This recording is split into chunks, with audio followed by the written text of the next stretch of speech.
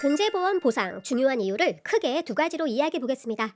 첫째는 산업재해를 입은 피용자에게 발생한 손해를 담보하고 보상한다는 것입니다. 대부분의 산재 근로자분들은 일용직 노동자들이 많기에 사고를 당하게 되면 당분간 근로 현장에 복귀하기가 어렵고, 그러다 보면 산재보험에만 의지하게 됩니다.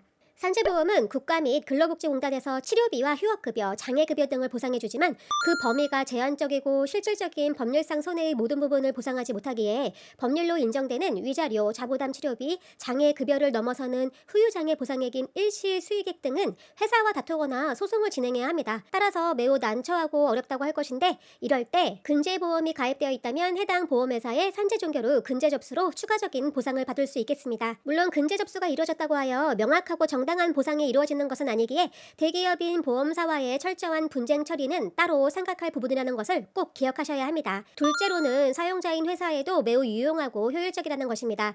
산업재해를 입은 노동자가 산재 종결 뒤 회사에게 위자료 등에 대한 민사적인 손해배상 청구에 소를 제기할 수 있기에, 이러한 경우 회사에서도 변호사를 선임하는 등의 경제적 비용이 발생하고 장기간의 소송 진행에 따르는 비효율적인 사업 경영 등으로 손해가 발생하기 때문입니다. 따라서 근제를 가입한 사업장은 이러한 근심과 경영 손실을 방지할 수 있겠습니다. 그렇다면 업무 중 추락사고로 발생한 피해 보상, 무조건 근제보험으로 보상이 가능한 걸까요? 구독, 좋아요, 알람 설정 부탁드릴게요.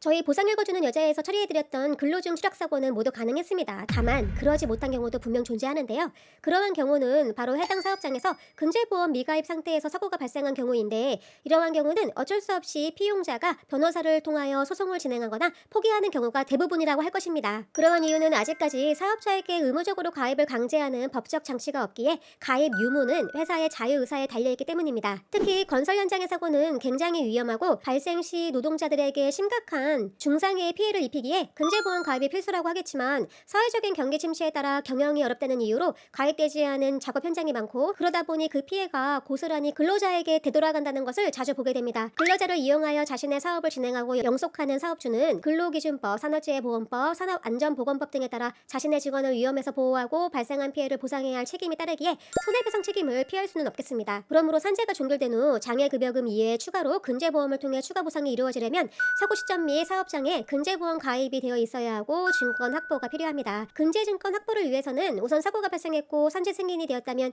회사의 안전관리 담당이나 산재 담당에게 근제보험 가입 유무를 빠르게 확인 후 가입된 증권을 팩스나 사진 문자 등으로 확보하는 것이 매우 중요하겠습니다. 근제보험 보상 제대로 받기 위해서는 사고 초기에 이러한 부분을 미리 확인해 두시는 것이 좋습니다. 이유는 차후 가입한 사실을 미가입 상태로 속이는 경우가 종종 존재하기 때문이며, 미가입 상태 시 법률적 조치의 방안을 신속하게 판단할 필요가 있기 때문입니다. 특히 근제증권을 요청할 때 사용자 책임 및 회사의 책임이 법률상 존재한다는 것을 담당자에게 강력하게 전달하시면 증권 확보가 용이할 것이나, 그렇지 못하고 시간이 경과할수록 회사에서는 산업재해 근로자의 모습이 점차 지어지기에 업무 진행이 더욱 어려워지는 것을 실무상 자주 접하게 됩니다. 그러므로 조속히 빠른 시간 내에 확보하는 것이 좋겠습니다. 근제 업무는 산재에서 보상받은 모든 부분을 빼고 민법상 보상받을 부분이 있는지를 계산하여 해당 부분을 보험회사에 접수하고 받아야 하기에 굉장히 까다롭고 어려움이 따릅니다. 그러한 이유 중 하나가 재해자의 가실 책임이 적용된다는 것입니다.